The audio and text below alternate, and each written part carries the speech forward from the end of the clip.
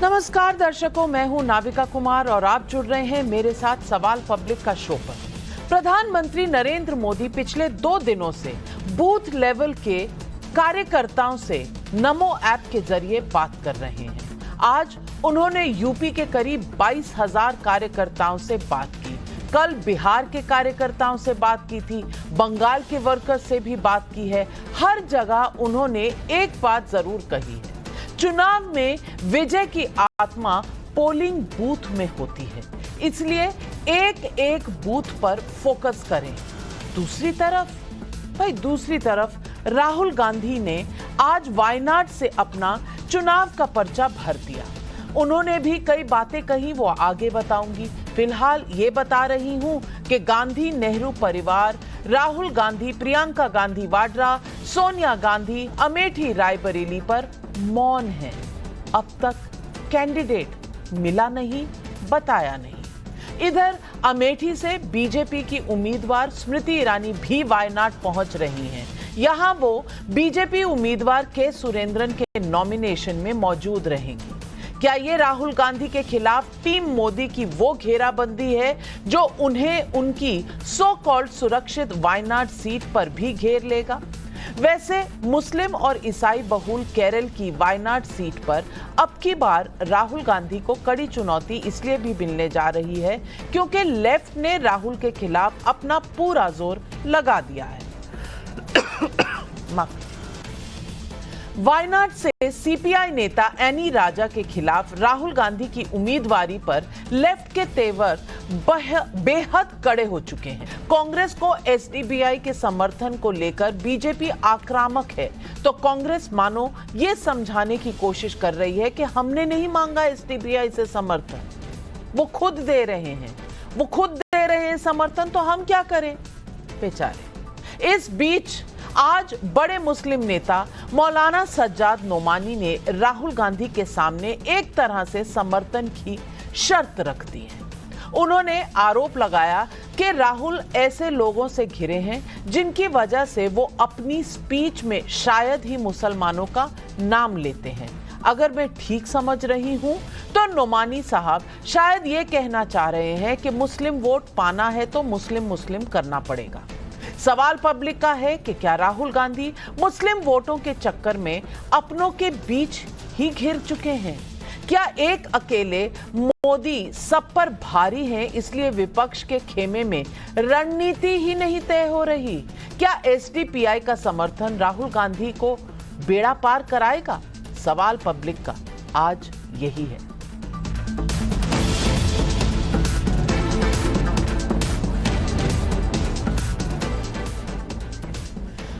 आपको याद होगा कि राम मंदिर की प्राण प्रतिष्ठा में कांग्रेस नेता सोनिया गांधी, मल्लिकार्जुन खड़गे और अधीर रंजन चौधरी ये कहकर नहीं गए थे कि ये बीजेपी का पॉलिटिकल प्रोजेक्ट है।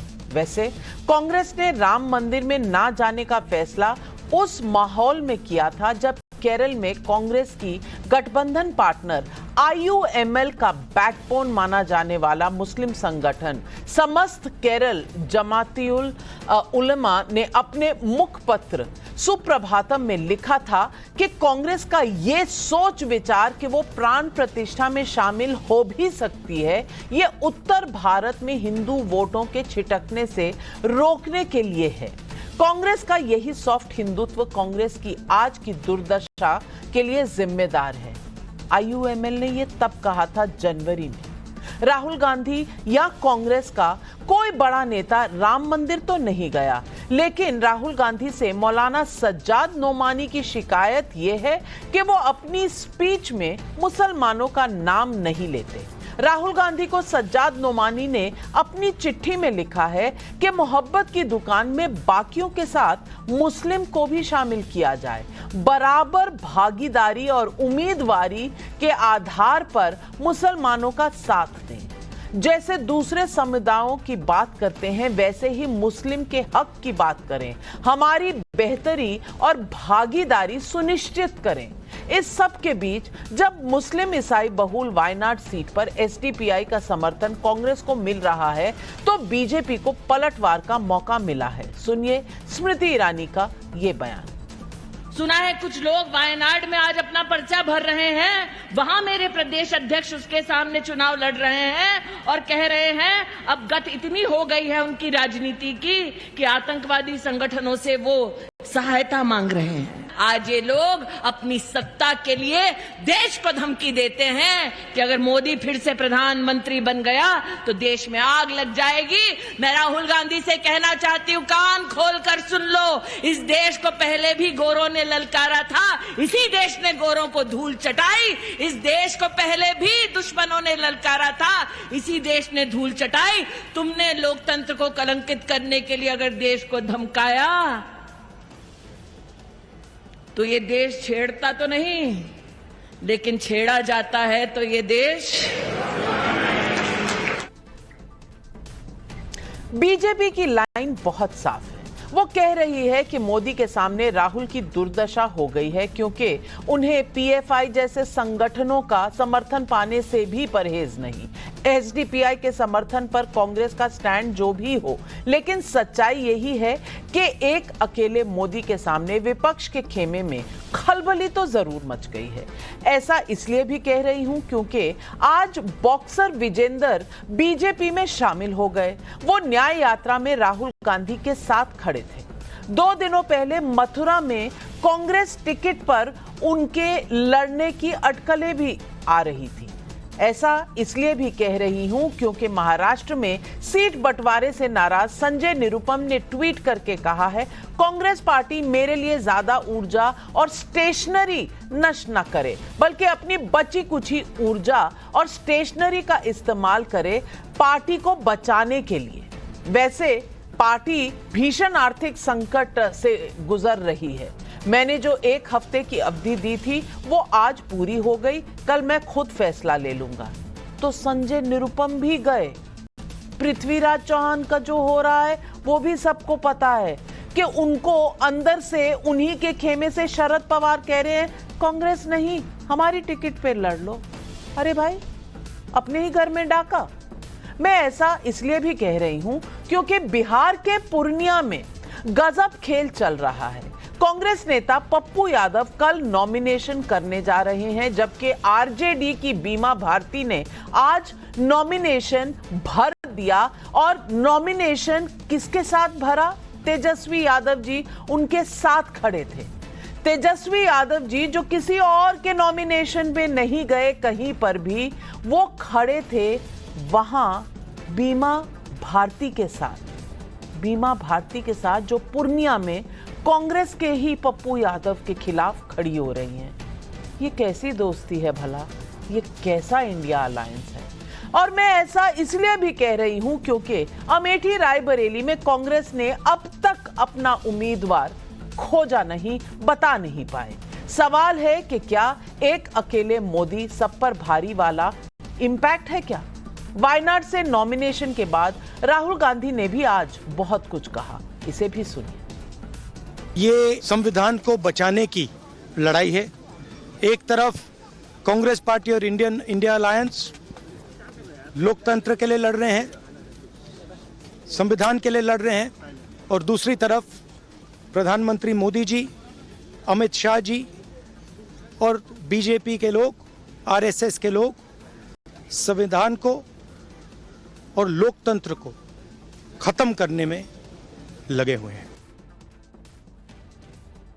तो आज सवाल पब्लिक का है, चुनाव जीतने के लिए कांग्रेस पर देश विरोधी ताकतों का समर्थन लेने का आरोप कितना सही है?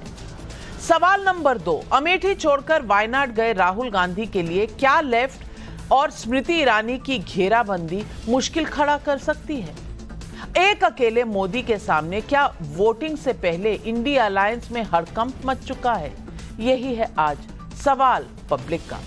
और इन सवालों का जवाब देने के लिए आज हमारे साथ जुड़ रहे हैं बीजेपी के राष्ट्रीय प्रवक्ता नलिन कोहली, डॉक्टर अजीज खान प्रवक्ता है समाजवादी पार्टी के, असीम वकार प्रवक्ता है AIMIM के, हर्षवर्धन त्रिपाठी वरिष्ठ पत्रकार है। लेकिन मेरा पहला सवाल जाता है तहसीन पूनावाला जी को। और तहसीन पूनावाला जी, मैं आपसे पूछना चाहती हूं, राहुल गांधी के खिलाफ बीजेपी का कैंडिडेट है और बीजेपी के कैंडिडेट के लिए स्मृति ईरानी जा रही हैं, यहां तक तो हमें पूरी पॉलिटिक्स समझ आ गई। पर भैया नोमानी साहब कह रहे हैं कि आप मुसलमानों का नाम नहीं लेते, हिस्सेदारी नहीं देते, किस बात से घबरा रहे हैं? आईयूएमएल ने तब कहा था कि आप सॉफ्ट हिंदुत्व करते हैं और एनी राजा आपके सामने खड़ी हैं, यानी कि दोस्ती में इतनी बड़ी दरार कि कभी पिनरी विजयन, कभी एनी राजा और कभी डी राजा साहब कुछ ना कुछ कहकर आपको बताते रहते हैं कि भाई आप अमेठी से भागे हुए हैं, वायनाड में आकर छुपे हुए हैं और आप बीजेपी के साथ नहीं बल्कि वामपंथियों के साथ लड़ाई में ज्यादा इंटरेस्टेड हैं।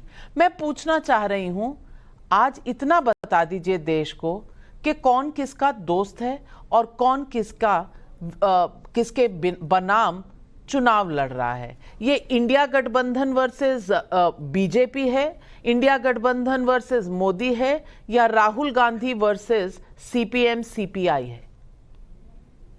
थैंक यू नाविका जी, आपने मुझे मौका दिया आपकी शो में शिरकत करने का, क्योंकि विषय थोड़ा सा गंभीर है, कॉम्प्लिकेटेड है। मैं उम्मीद करूंगा आप मुझे बोलने का समय देगी और मैं आपके सारे प्रश्नों का जवाब दूंगा। एक, सबसे पहले इस बात से मैं बिल्कुल इत्तेफाक रखता हूं कि एनी राजा को राहुल जी के सामने खड़े नहीं होना चाहिए। वाइल आई अग्री कि लेफ्ट वर्सेस कांग्रेस की लड़ाई होनी चाहिए केरला में, क्योंकि वहां पर बीजेपी का कोई जनाधार नहीं है।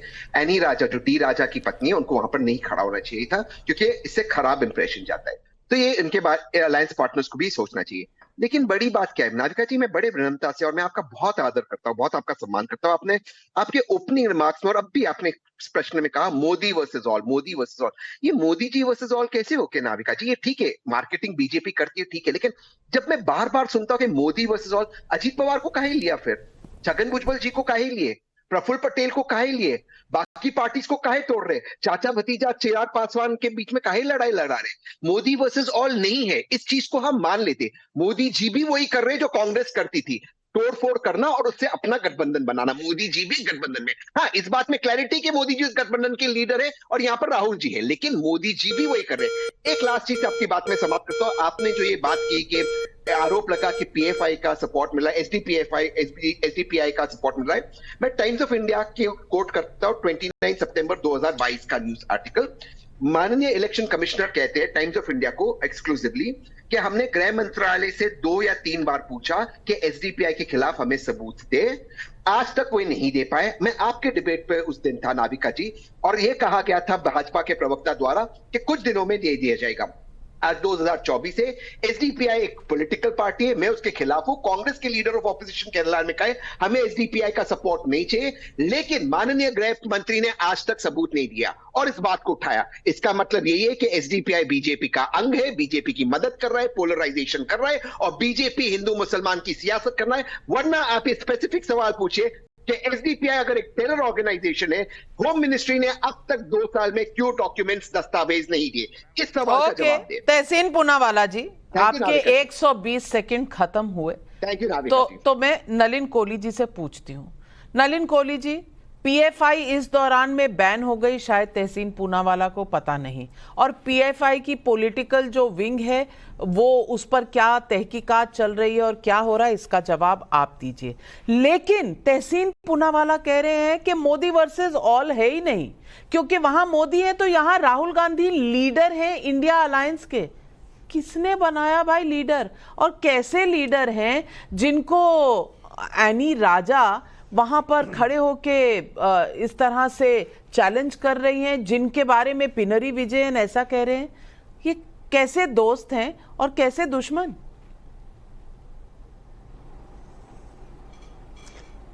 यहां नाविका जी 2-3 सवाल है। पहले है राहुल गांधी जी को लीडर कौन मानते हैं, दूसरी बात राहुल गांधी जी को कांग्रेस के सहयोगी दल क्या लीडर मानते हैं, और तीसरी बात है ये चिट्ठी नोमानी साहब ने क्यों लिखी। तो पहले आ जाए, राहुल गांधी जी लीडर है नहीं है ये तो कांग्रेस पार्टी को तय करना है, देश की जनता को करना है। अभी तक देश की जनता ने कोई ऐसा संदेश नहीं दिया कि वो राहुल गांधी जी को एक राष्ट्रीय स्तर के लीडर को मानते। वो अमेठी में भी हारे, जो उनका पारिवारिक गढ़ रहा है कई दशकों के लिए। कांग्रेस पार्टी में उनका बहुत बड़ा वर्चस्व है क्योंकि वो गांधी नेहरू परिवार से है और नेहरू गांधी परिवार के सदस्य कांग्रेस पार्टी की दशा और दिशा दोनों तय करते हैं, या तो पद पे रह के या किसी को पद पे बिठा के। दूसरी बात, गठबंधन कौन सा, कैसा, कहां का गठबंधन हमें नहीं समझ आए। केवल नामकरण से गठबंधन नहीं बनता। नामकरण इंडिया अलायंस, ना उसका कोई नेता तय हुआ है, ना उसका कोई दफ्तर, ना चुनाव चिन्ह, सब आमने सामने खड़े वायनाड में। क्योंकि राहुल गांधी जी जब अमेठी में हारे तो वायनाड के सभाओं के पास कोई चारा नहीं रहा। उत्तर प्रदेश में ना रायबरेली गए, ना किसी और सीट में गए। कहने को तो उत्तर प्रदेश से लंबा उनका रिश्ता है, लेकिन वायनाड तक आ गए। अब वायनाड में वामपंथी दल कह रहे हैं, जो सहयोगी दल कांग्रेस के प्रवक्ता मानते हैं कि हम नहीं चाहते आप यहां से लड़े, और अब आप लड़ रहे हैं तो हम आपको हराने के लिए हर प्रयास करेंगे। अब तीसरा विषय आ जाता है अपने नोमानी साहब का। नोमानी साहब ने पत्र लिखा और आपका सवाल महत्वपूर्ण है। तो क्यों उन्होंने लिखा है, इसको भूलना नहीं चाहिए। जब आखिरी बार कांग्रेस की इस दशक में 2004 से 14 तक यूपीए की सरकार थी, तो पहले आया सच्चर कमीशन। उस रिपोर्ट के बाद प्रधानमंत्री उस समय के मनमोहन सिंह जी ने कहा कि मुसलमानों का पहला अधिकार है देश के रिसोर्सेस पे। ये नहीं कहा कि गरीबों का है। गरीब में चाहे वो हिंदू, मुसलमान, सिख, ईसाई, बौद्ध, किसी भी धर्म का हो, उसका अधिकार हो। अब ये दो मॉडल है। तो कांग्रेस ने अपनी राजनीति हमेशा की मुसलमानों की तरफ वोट बैंक के नजरिए से। मोदी जी की जो शासनकाल है उसमें वादे नहीं, इरादों पे काम किए जाते हैं, जिसमें यह नहीं देखा जाता कि सरकार की कौन सी स्कीम कहां जा रही है। वो देखा जाता है कि सरकार की स्कीम उस व्यक्ति तक पहुंचना चाहिए, चाहे किसी भी धर्म का हो, किसी भी क्षेत्र का हो, किसी भी जात का हो, स्कीम उनके घर तक पहुंचनी चाहिए। बस इतना ही देखा जाता है। तो इसीलिए नोमानी साहब ये प्रश्न पूछ रहे होंगे कांग्रेस से कि आप हमको भूल गए क्या? 10 साल में इतना बदला, अब हमारा नाम तक नहीं ले रहे। अब इसके प्रश्न उठेगा, क्यों कांग्रेस भूल रही है या घबरा रही है? कहीं ना कहीं राहुल गांधी जी के सलाहकारों ने कहा होगा कि राम मंदिर के प्राण प्रतिष्ठा में तो आप गए नहीं, कोई नहीं गया कांग्रेस से। कांग्रेस के कई नेता कह रहे थे जाना है। भगवान श्री राम को काल्पनिक कह दिया आपने। तो भाई ऐसा है, हिंदू समाज के मन में ये सारी बातें। तो अगर वोट बैंक की राजनीति करेंगे मुसलमानों को टारगेट करते हुए, तो हो सकता है जो चुनाव के समय पे आप शिव भक्त हो जाते, ये हो जाते, उसमें दिक्कत आ सकती है। तो अब वो कह रहे हैं हम गांव के गरीबों, देश के गरीबों की बात कर रहे हैं, युवाओं के लिए कर रहे हैं, पर मोदी जी तो ऐसे ही वर्गों के लिए काम कर रहे हैं। तो कहीं ना कहीं राहुल गांधी जी शायद मोदी जी की राजनीति से फाइनली प्रभावित हो रहे हैं, लेकिन उनके वोट बैंक उनको कह रहे हैं कि अगर आप ऐसे वोट बैंक के हेर फेर में। और मैं वरिष्ठ पत्रकार हर्षवर्धन त्रिपाठी जी से पूछना चाहती हूँ, ये वोट बैंक का कैसा हेर फेर है? हिंदुओं के आप हो ना सके क्योंकि आप राम मंदिर और राम के बारे में जो कहते हैं वो सबको पता है, और चुनावी हिंदू आप कैसे बनते हैं इसकी भी चर्चा बीजेपी करती रहती है, और मुसलमान आपसे सवाल पूछ रहे हैं। तो यहां आप किसी के हो ना सके, वहां कोई आपको अपना बना नहीं रहा। क्या राहुल गांधी के लिए ये वायनाड में एक अजीब सी स्थिति नहीं उत्पन्न हो गई? नवग्या जी, मुझे लगता है कि राहुल गांधी और कांग्रेस, उनको इस बात का भरोसा है कि वो कोट अनकोट जो सेकुलर कहते हैं, उस क्रेडेंशियल पर वो कम्युनिस्टों से थोड़ा ज्यादा खरे उतरेंगे। कम्युनिस्टों को लगता है कि अगर इस बार हम हार गए तब तो फिर बड़ी मुसीबत हो जाएगी। वैसे ही पश्चिम बंगाल से ममता जी ने बाहर कर दिया, त्रिपुरा से भारतीय जनता पार्टी ने बाहर कर दिया, देश के और किसी हिस्से में हम है नहीं। तो उनको लगता है कि केरल में राहुल गांधी आ रहे हैं तो दरअसल भारतीय जनता पार्टी से डर कर आ रहे हैं, और यहां वो आ रहे हैं तो वो हमारे ही उसमें सेंधमारी कर। अब वायनाड की सीट की बात करें तो राहुल गांधी से पहले भी कांग्रेस वहां जीतती रही, लेकिन पहले 2014 में 45% वोट था, 2019 में 65% वोट मिल जाता है। अब इस बार कम्युनिस्टों ने भी थोड़ा लड़ाई कड़ी कर दी है। डी राजा की पत्नी एनी राजा लड़ रही, और जिस तरह से पिनराई विजयन और डी राजा, एनी राजा सब हमलावर हैं, वो दिखा रहा है कि केरल में कांग्रेस पार्टी के लिए आसानी नहीं। लेकिन हाँ, जब मुस्लिम लीग समर्थन करे और कहे कि मत जाना राम मंदिर की तरफ, राहुल जी राम मंदिर की तरफ देखते नहीं। सोनिया जी, खड़गे जी, अधीर रंजन चौधरी जी को निमंत्रण रहता है, नहीं देखते हैं, वो जाते ही नहीं, उधर उधर जाना ही नहीं। और अब अगर एसडीपीआई समर्थन कर रहा है तो इसको सफलता के तौर पर देखेंगे। राहुल गांधी कम से कम अपनी एक सीट तो सिक्योर करे। नवक्या जी, क्या आप चाह रहे हैं कि वो बिल्कुल वैसे ही स्मृति ईरानी से डर कर भागे हैं तो लौट नहीं रहे? देखिए मुश्किल है उनकी बड़ी, तो कम से कम संसद में पहुंचने का इंतजाम अगर वायनाड उनके लिए कर रहा है तो सब कुछ करेंगे, जो कुछ करना होगा वो सब करेंगे। अभी नलिन जी ने प्रधानमंत्री मनमोहन सिंह का एक बयान का राष्ट्रीय विकास परिषद में जो उन्होंने दिया था, उसके अलावा भी ढेर सारे ऐसे उदाहरण हैं। राहुल गांधी ने पश्चिमी उत्तर प्रदेश में 2007 में कहा था गांधी परिवार का कोई होता तो बाबरी ढांचा नहीं गिरता। तो ऐसे ढेर सारे उदाहरण हैं। और वैसे भी ये तो सेकुलरिज्म का प्रतीक होता है, इफ्तारी और ये सारी चीजों का, तो हो सकता है कि यही राजनीति में हो, राम मंदिर की तरफ नहीं जाना है। बिल्कुल, लेकिन इससे पहले के तहसीन पूनावाला जी मैं आपके पास आऊं, तस्वीरें दिखाना चाहती हूं आम आदमी पार्टी के नेता और एमपी राज्यसभा संजय सिंह जी इस वक्त जेल से बाहर निकल रहे हैं। तिहाड़ जेल से उन्हें कल बेल मिल गई थी सुप्रीम कोर्ट द्वारा और अब वो तिहाड़ जेल से बाहर निकल रहे हैं। आम आदमी पार्टी के लिए बड़ी चुनौती थी जिस तरह से चर्चा चल रही थी कि केजरीवाल जी के एब्सेंस में कौन बनेगा मुख्यमंत्री। कुछ अटकलें लग रही थी कि शायद सुनीता केजरीवाल बनेगी, लेकिन अब संजय सिंह जी बाहर आते हैं तो क्या राजनीति का रुख रहेगा, इस पर सबकी नजरें रहेंगी और यही इस वक्त की बड़ी खबर है। और पॉलिटिकल और राजनीतिक इम्पैक्ट इसका क्या होता है आने वाले समय में पता चलेगा। लेकिन 6 महीने में ये पहली बार संजय सिंह जी बाहर आ रहे हैं। तो मैं डिबेट पर वापस जाती हूं, लेकिन ये तस्वीरें हम अपनी स्क्रीन पर बनाए रखेंगे क्योंकि ये ताज़ा डायरेक्ट लाइव टेलीकास्ट आ रहा है और वो संजय सिंह जी जीप के ऊपर खड़े हो रहे हैं, अपने तमाम समर्थकों को हाथ हिलाकर कह रहे हैं कि मैं आ गया, मैं वापस आ गया, नेता हूं आम आदमी पार्टी का, चिंता की कोई बात नहीं है। कुछ नेता अंदर ज़रूर है लेकिन मैं बाहर हूं और कोई ज़्यादा चिल्लाना नहीं है, ये भी कह रहे हैं। मैं आपका धन्यवाद कर रहा हूं, लेकिन हमारे मुखिया अरविंद केजरीवाल जी अंदर हैं तो शायद बहुत हर्षोल्लास की ज़रूरत नहीं है अपने समर्थकों को बताते हुए। ये तस्वीरें हमारे स्क्रीन पर बनी रहेंगी, लेकिन पूछना चाहती हूँ असीम वकार साहब आपसे, अब मुसलमानों का असली हिमायती कौन है? सीपीआई की एनी राजा हैं, आईयूएमएल है, एसडीपीआई है, कांग्रेस पार्टी है, राहुल गांधी है, कौन है? क्योंकि नोमानी साहब की चिट्ठी में जिक्र है असदुद्दीन ओवैसी साहब का कि वो अक्सर कहा करते हैं कि ये मुसलमान वोट के लिए मुस्लिम माइनॉरिटी की बातें करते हैं लेकिन हिस्सेदारी नहीं देते। और बाद में कहा कि ना सिर्फ पहले ये कह रहे थे असदुद्दीन ओवैसी, अब ये राजनीति से परे भी लोग कहना शुरू कर चुके हैं।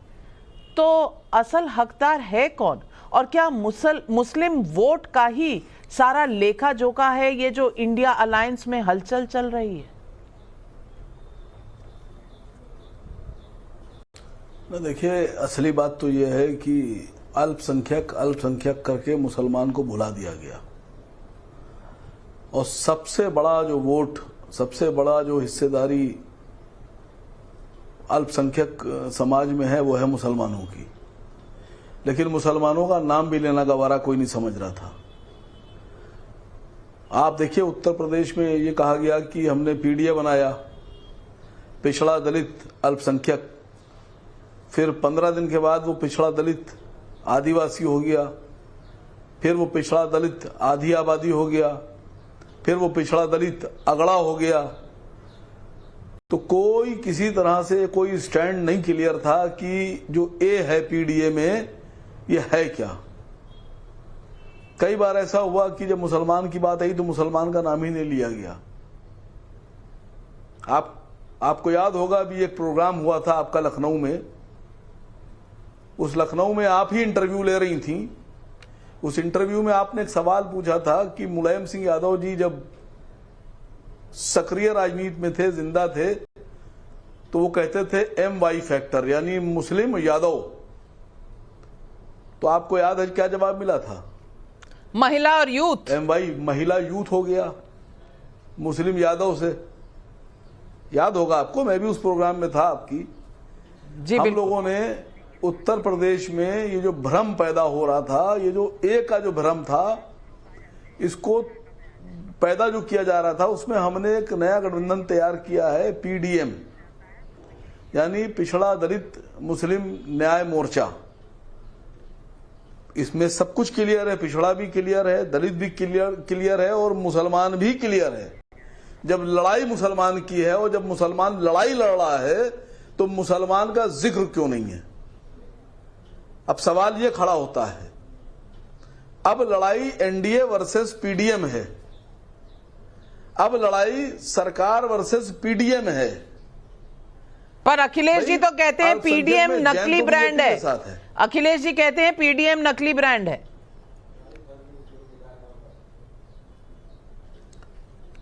अब पहले तो उनको यह तय कर लीजिए कि वो पीडीएम से लड़ रहे हैं या एनडीए से लड़ रहे हैं।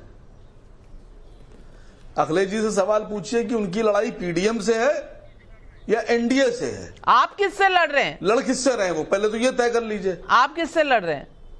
हम तो एनडीए से लड़ रहे हैं। हमारी लड़ाई, हमने अभी बोला, आपके मैंने क्लियर बोला।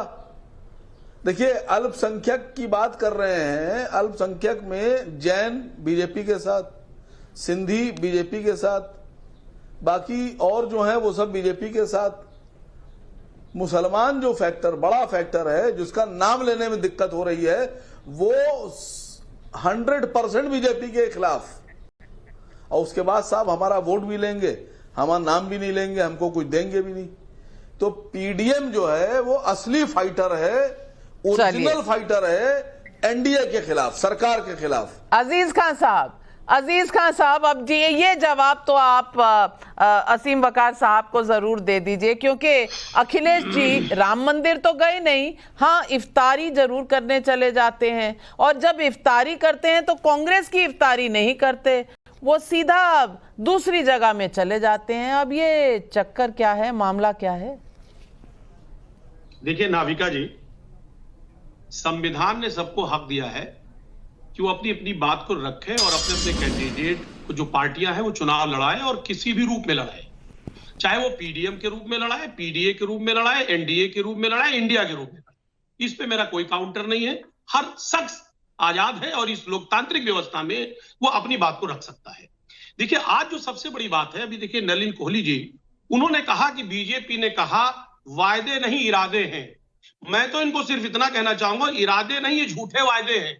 इन्होंने अब तक 10 साल में ये नहीं बता पाए कि इन्होंने काम क्या क्या किया है।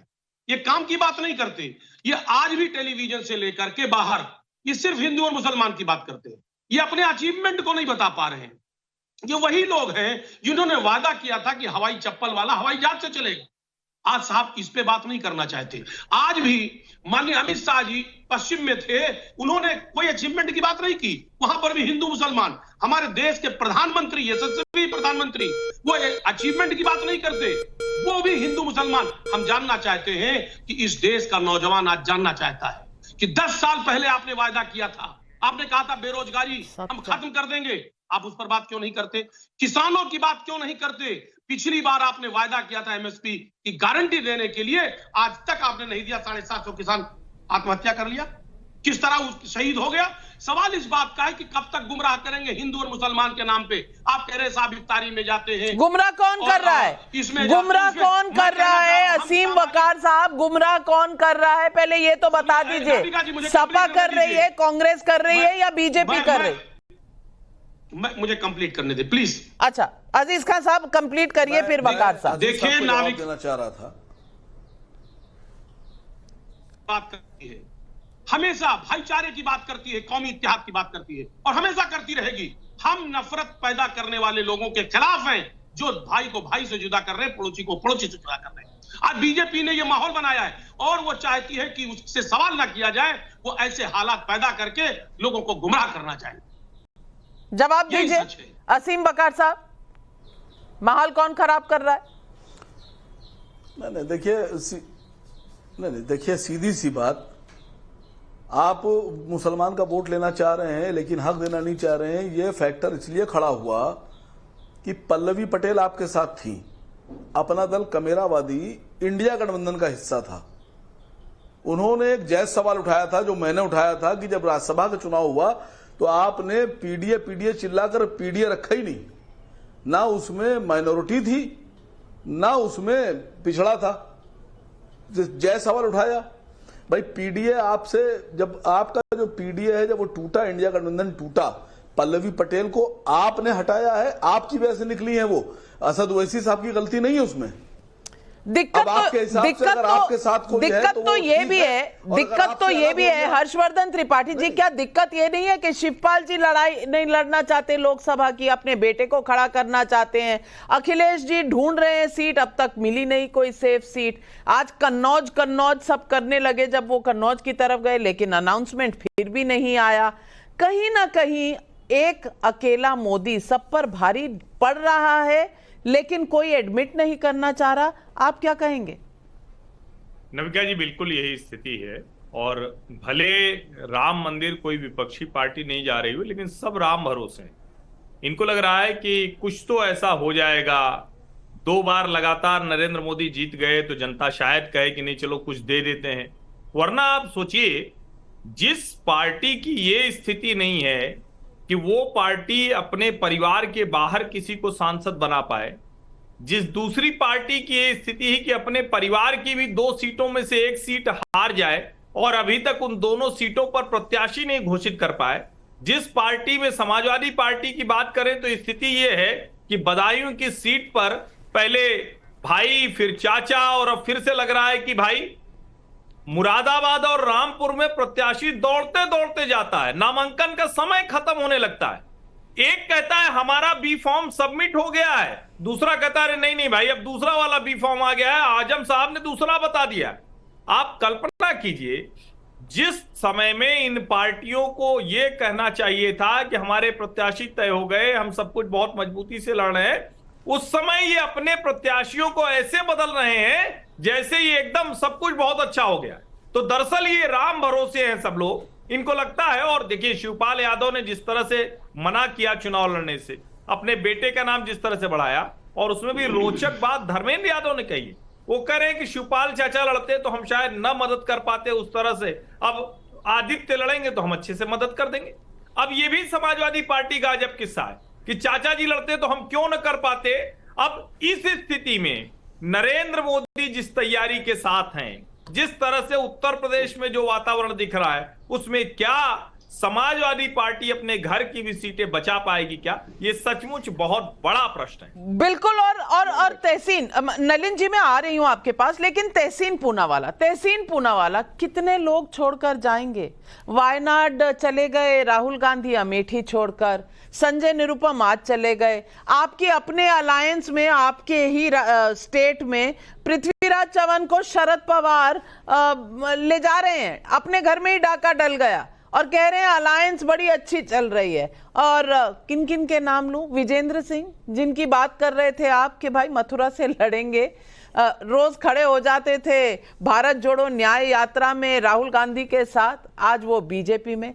बीजेपी उन्हें क्यों ले रही है ये अलग किस्सा है, लेकिन आपको तो सब छोड़कर जा रहे हैं, कोई आ नहीं रहा आपके पास। तहसीन पूनावाला, सवाल ये है कि जिनको अमेठी रायबरेली के लिए कैंडिडेट नहीं मिल रहा, जिनको आप लीडर ऑफ अलायंस कह रहे हैं, उनको कोई सपोर्ट नहीं कर रहा, उनकी सीट में वायनाड में आप कहां के राजा हैं भाई? नहीं नाविका जी, हम कोई राजा नहीं, हम बस सेवक हैं। राजा तो बैठे हुए हैं नाविका जी, हम सेवक हैं। प्लीज हमें राजा में मत गिनिए, हम सेवक हैं नाविका जी। कंगना जी ने थोड़ा हर्षवर्धन जी ने कहा था राजा बेटा। नाविका जी 1 मिनट, राजा बेटा 1 मिनट जी, किन्होंने कहा था? कंगना जी ने, जिनको आपकी पार्टी ने बहुत कुछ कहा। कंगना जी ने आपको उर्मिला और मेरी दोस्त उर्मिला के बारे में भी बहुत कुछ कहा था, मैं उन पे टिप्पणी नहीं करना चाहता हूँ, उनको छोड़ देते हैं। हम हर्षवर्धन जी, जिनका मैं बहुत आदर करता हूँ, उन पे मैं थोड़ी सी, उन्होंने कुछ सवाल उठाए, बहुत अच्छे सवाल उठाए, उन पे मैं बात करता हूँ। हर्षवर्धन सर ने कहा कि देखिए, जो विपक्ष के नेता है, ये लोग राम मंदिर के कार्यक्रम में नहीं गए, इनॉग्रेशन मंदिर में नहीं गए, इन्विटेशन होने के बावजूद। बिल्कुल सही, लेकिन हर्षवर्धन जी, ये तो इन्विटेशन माननीय अमित शाह जी के पास भी आया, वे भी नहीं गए। माननीय राष्ट्रपति के पास भी आया, शायद उनको कहा गया था मत जाइए, तो क्या वे भी राम जी के खिलाफ है? ये तो मैं नहीं मानता हूं।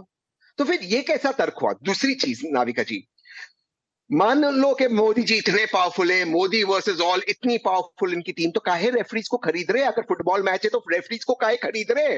वो रेफरीज बाकी ऑपोजिशन टीम के प्लेयर्स को अपनी टीम में काहे ले रहे?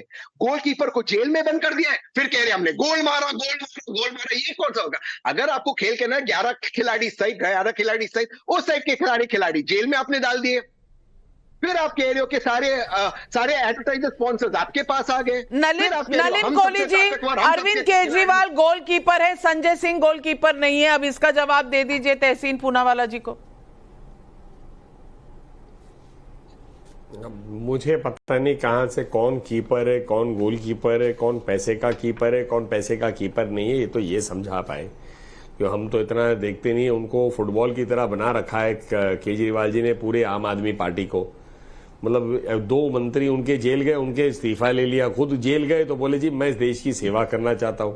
बस सत्ता की सोच कहां तक जाती है मैं कह नहीं सकता, अब ये इस पार्टी को जाने। लेकिन आज जो एसवी राजू जी, एएसजी साहब ने कोर्ट में किया है बहस, वो सारा सबको सुन लेना चाहिए। मतलब मुझे ये भी हैरानी होती है कि कोई व्यक्ति जो चार्जशीट हो गया है, जिसके ऊपर ट्रायल होने वाला है, वो जेल से निकलते हैं और आम आदमी पार्टी है ये हमारी मॉरल विक्ट्री है। मतलब डिस्चार्ज नहीं हुआ कोई, तो अजीब बातें हैं। मतलब नए मापदंड है ये ऑनेस्टी के जो आम आदमी पार्टी बात करती है। लेकिन मैं 2-3 विषय और बोलना चाहूंगा। मैंने ना बड़े गौर से दोनों, असीम साहब और असीम साहब दोनों जो है बड़े वरिष्ठ नेता हैं अपनी अपनी पार्टी के, और अपने असीम साहब, वकार साहब ने कहा कि मुसलमानों के पास जाते हैं वोट मांगने के लिए। तो मैं याद दिलाना चाहूंगा बीजेपी और कांग्रेस में फर्क क्या है। कांग्रेस जो है मुसलमानों को वोट बैंक की राजनीति से देखती है, भाई अपना वोट हमें दीजिए, हम ही आपकी हिफाजत करेंगे, चाहे काम करे ना करे वो विषय नहीं है, बस आप वोट हमें दीजिए, हम आपकी हिफाजत करेंगे।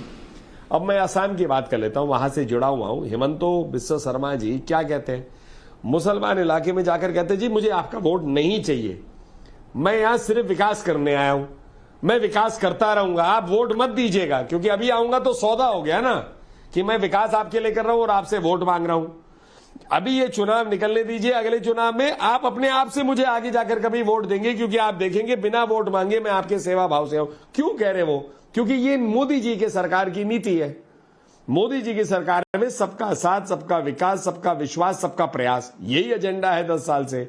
कौन से भारतीय स्कीम में लिखा हुआ है कि ये मुसलमानों के लिए नहीं होना चाहिए, या हिंदुओं के लिए नहीं होना चाहिए, ईसाई के लिए नहीं होना चाहिए, या सिर्फ ये मुसलमानों के लिए, सिर्फ ये हिंदुओं के लिए, ईसाई के लिए, बौद्ध जो भी हो, सिख धर्म, ऐसा कुछ है ही नहीं।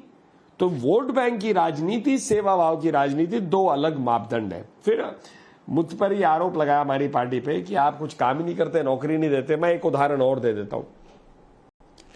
नाविका जी, जो भी मुझे 22 साल हो गए राजनीति में रहते हुए, मैं ये समझ नहीं पाया कि जनता फिर उस पार्टी को वोट क्यों देती है, उस नेता को क्यों वोट देते हैं जो उनके लिए काम नहीं कर रहा।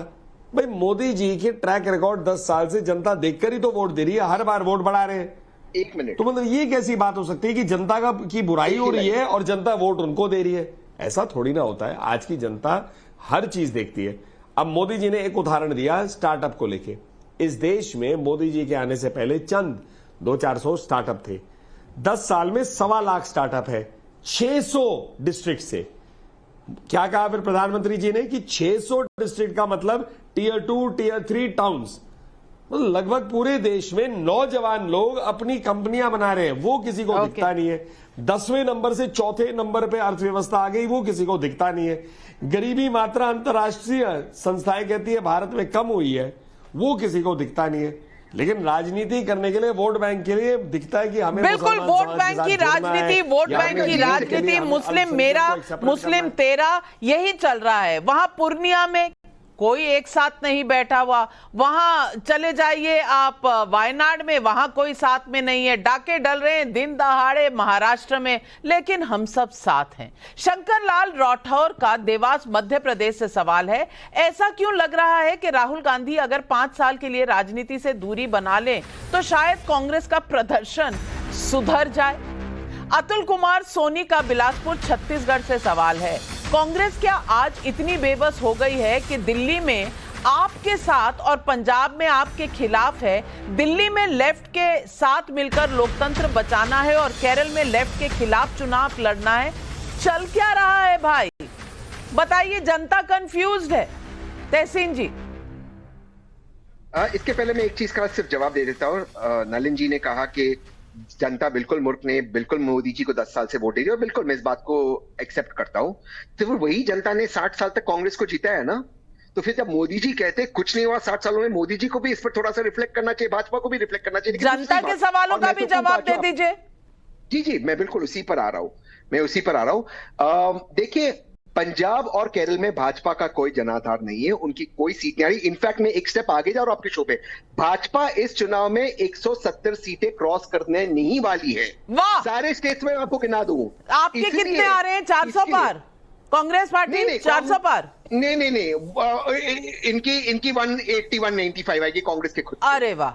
हर्षवर्धन त्रिपाठी जी, आप और हम और जितने सर्वे करते हैं, ये सारी कंपनियां बंद हो जानी चाहिए, क्योंकि देश में एम्प्लॉयमेंट ज्यादा हो रही है। अब इसको कम करने के, और बोल के खुद ही हंस रहे हैं तहसीन पूनावाला जी। आप बता दीजिए, कांग्रेस के 400 पार होने वाली है? नहीं, 190 सीट दे रहे हैं बीजेपी को, बाकी की 310 जो है वो कांग्रेस पार्टी की है। Harshvardhan Tripathi ji, reality check. मैं कहता हूं कि कम से कम इसी आधार पर तहसीन भाई को कांग्रेस को प्रत्याशी बनाना चाहिए, चुनाव लड़ाना चाहिए। अमेठी से या रायबरेली से? अब ये तो खैर कांग्रेस पार्टी तय करे, लेकिन मुझे लगता है कि तहसीन पूनावाला जी ने वो काम किया है जो काम राहुल गांधी से लेकर शरद पवार से लेकर कोई नेता करने का साहस नहीं कर सकता। अभी कोई ये भी नहीं कह रहा है, कोई नेता कांग्रेस का अभी तक नहीं बता पाया है कि हम 100 सीट भी जीत पाएंगे या नहीं जीत पाएंगे। कोई नंबर देने को तैयार ही नहीं है। मैं पहली बार किसी नेता को सुन रहा हूं, समाजवादी पार्टी के नेता आते हैं वो भी बोलने से बचते हैं। हर कोई इस पर बहस कर रहा है कि भारतीय जनता पार्टी को कितनी सीटें मिलेंगी, एनडीए को कितनी सीटें मिलेंगी। वो कहते हैं ना, बहुत साहस जुटाते हैं तो कहते हैं अरे भाई यहां रुक जाएंगे, या कहते हैं कि 370 नहीं पाएंगे। लेकिन अगर तहसीन भाई ने यह दुस्साहस किया है तो सबसे पहले तो कांग्रेस पार्टी को इन्हें बड़ा उसका पारितोषिक देना चाहिए। ये हम सब की तरफ से रिकमेंडेशन। तहसीन पूनावाला जी, अमेठी से लड़ेंगे, रायबरेली से लड़ना चाहेंगे? कैंडिडेट है नहीं वहां? नहीं, कैंडिडेट बहुत है वहां पर, इनकी स्ट्रैटेजी अलग है। लेकिन मैं दोबारा से कह रहा हूं, भाजपा 170 क्रॉस नहीं करेगी और कांग्रेस 190 पे आएगी। एब्सोल्युटली, आप ये नोट कीजिए। ये चुनाव कांग्रेस 190 पर और विपक्ष इंडिया अलायंस सरकार बना। चलिए, बहुत से यहाँ पर ज्ञानी बैठे हैं। असीम वकार साहब, कांग्रेस 190 सीटें, कांग्रेस आपकी अनुमति से नाविका जी,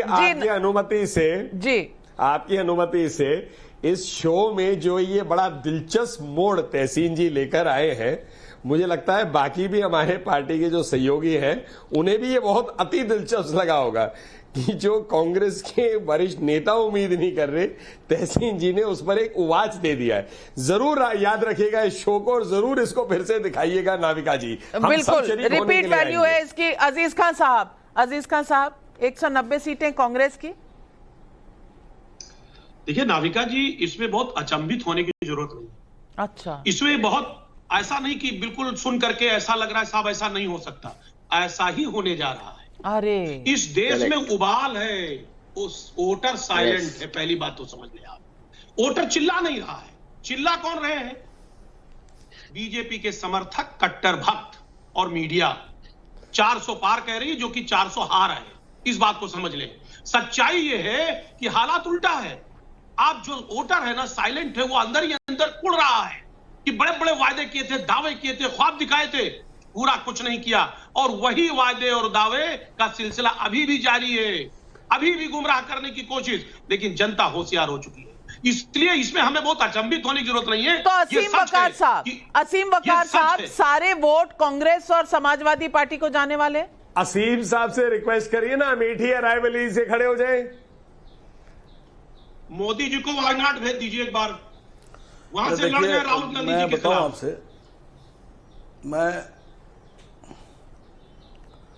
मैं बताऊं आपसे, अभी 4-5 दिन पहले की एक बात थी, मेरा दिल चाह रहा है मैं यहां शेयर कर दूं। 4-5 दिन पहले एक चैनल से मेरे पास फोन आया कि आपको आज डिबेट में रहना है, फला टाइम पर। मैंने कहा नहीं रहेंगे साहब। मैंने कहा पैनल बता दीजिए कौन कौन है।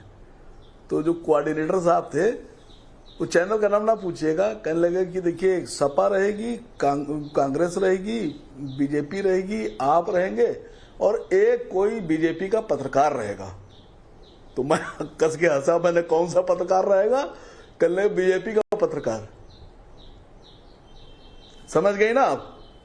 अब नलिन कोहली साहब अभी गिना रहे थे, दूसरा एक टॉपिक लेके आऊं। नलिन कोहली साहब बता रहे थे कि अर्थव्यवस्था मेरी इतनी अच्छी हो गई और देश से गरीबी खत्म हो गई। सर वकील हैं आप, बहुत बढ़िया।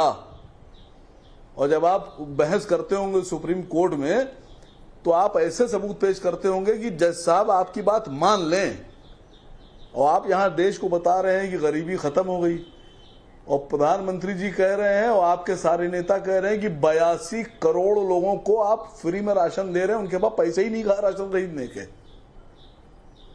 2014 से पहले ये आंकड़ा 25 करोड़ का था। तो आप कह रहे हैं बीजेपी को तो वोट जाने नहीं वाला। 82 करोड़ नहीं, तो कांग्रेस पार्टी जीतेगी क्या? 190 सीट, 272 सीट, 400 पार कांग्रेस पार्टी? भाई बात समझिएगा। देखिए अब हम लोग तो पूरी सीटें लड़ नहीं रहे, MIM तो पूरी सीटें नहीं लड़ रही है देश में, लेकिन हमारी दुआ यह है और तमन्ना भी यह है कि भारतीय जनता पार्टी की सरकार अब की से ना बने। और कांग्रेस? तो हमारी दुआ एक ही शर्त पर कबूल हो सकती है। नहीं, हमने क्या कहा आपसे, हमारी दुआ एक ही शर्त पर कबूल हो सकती है कि विपक्ष जो है वो जीत जाए। तो मेरी तो दुआ है, मेरी तो तमन्ना है तहसीन साहब के साथ। चलिए, अब तक आप लड़ रहे थे, अब तक आप लड़ रहे थे पीडीए वाले डॉक्टर अजीज खान साहब से। अब मोहब्बत की दुकान आपने खोल ही ली है, तो हाथ मिला लीजिए उनसे। फिर क्या पीडीए और पीडीएम में इतना फर्क करने का? कह दीजिए आपकी बात हम मानते हैं। नहीं, मैं आपको बताऊं, देखिए चंद्रशेखर आजाद उत्तर प्रदेश में दलितों का एक नेता है, वो नगीना से इनके साथ था, नगीना से उसका टिकट क्लियर हो गया, अखिलेश जी ने उसको टिकट नहीं दिया, उसका टिकट काट दिया। क्या करेगा वो? और जब लड़ेगा चुनाव तो बीजेपी का एजेंट कहलाएगा। पल्लवी पटेल इंडिया गठबंधन का हिस्सा थी, आपने उनको टिकट ही नहीं दिया, उनको गठबंधन में नहीं रखा, क्या करेंगी? चलिए, अब MIM वाले चलिए, नहीं, मैं हम लोगों से दूर भाग रहे हैं। मैं समझती हूँ, नहीं, मैं समझती हूँ कि आप चुनाव जीतेंगे या कांग्रेस जीतेगी, ये आप कहना चाह रहे हैं। आप सब यहाँ बैठकर जरूर जीत जाएंगे, कैंडिडेट मिले ना मिले। आम आदमी पार्टी ने अपने दिल्ली के कैंडिडेट दे दिए हैं। दिल्ली में नाक के नीचे अभी तक कांग्रेस ने तीन सीटों पर अपने उम्मीदवार नहीं दिए हैं। रायबरेली, अमेठी तो आप छोड़ ही दीजिए। लेकिन सवाल जो जनता और भी पूछ रही है, विनीत तलेसरा का उदयपुर से सवाल है, विपक्ष के नेता मान क्यों नहीं लेते कि इंडी गठबंधन टूट फूट चुका है? पुष्पक जोशी का इंदौर से सवाल है, कांग्रेस एसडीपीआई से समर्थन लेने से यह कहकर इनकार क्यों नहीं कर देती कि हम धर्मनिरपेक्ष पार्टी हैं? राकेश कौशिक का करनाल से सवाल है, नोमानी साहब ने राहुल जी को कहीं धर्म संकट में तो नहीं डाल दिया? कहीं कांग्रेस ये तो नहीं सोच रही कि हिंदू वोट और भी ज्यादा छिटक जाएगा? ये सवाल जनता समझ रही है और आपकी दुविधा भी जनता समझ रही है। मुद्दा सिर्फ इतना है कि जिनके घर में आपस में ही लड़ाई हो रही है, डाके पड़ रहे हैं, जो कल तक आपके कैंडिडेट थे आज बीजेपी में ज्वाइन कर रहे हैं, उस पार्टी के कॉन्फिडेंस लेवल का आप क्या कहेंगे? और दूसरी तरफ देखें तो प्रधानमंत्री नरेंद्र मोदी ना सिर्फ दौरे और रैलियां कर रहे हैं, बल्कि बूथ लेवल के हर कार्यकर्ता से बात कर रहे हैं, क्योंकि सारी स्ट्रैटेजी अपनी जगह, लेकिन चुनाव के दिन बूथ पर विजय या हार का पूरा फैसला होता है, तो सब पर फोकस कर रहे हैं। अब इसमें क्या लग रहा है, कौन ज्यादा तैयार है? राहुल गांधी कहां से चुनाव लड़े, ये तय करने का अधिकार उनका है और कांग्रेस का है। लेकिन जिस अमेठी सीट को नेहरू गांधी खानदान ने दशकों तक अपना बनाकर रखा, वहां एक हार के बाद कांग्रेस अपना उम्मीदवार ही नहीं उतार सक रहा। इससे बड़ी कॉन्फिडेंस डेफिसिट का नजारा क्या हो सकता है? दुनिया आज यही सवाल पूछ रही है। तमाम पैनलिस्ट का हमारे साथ जुड़ने के लिए और आपका भी दर्शकों सवाल पब्लिक का शो देखने के लिए बहुत बहुत धन्यवाद। लेती हूं आपसे इजाजत। नमस्कार।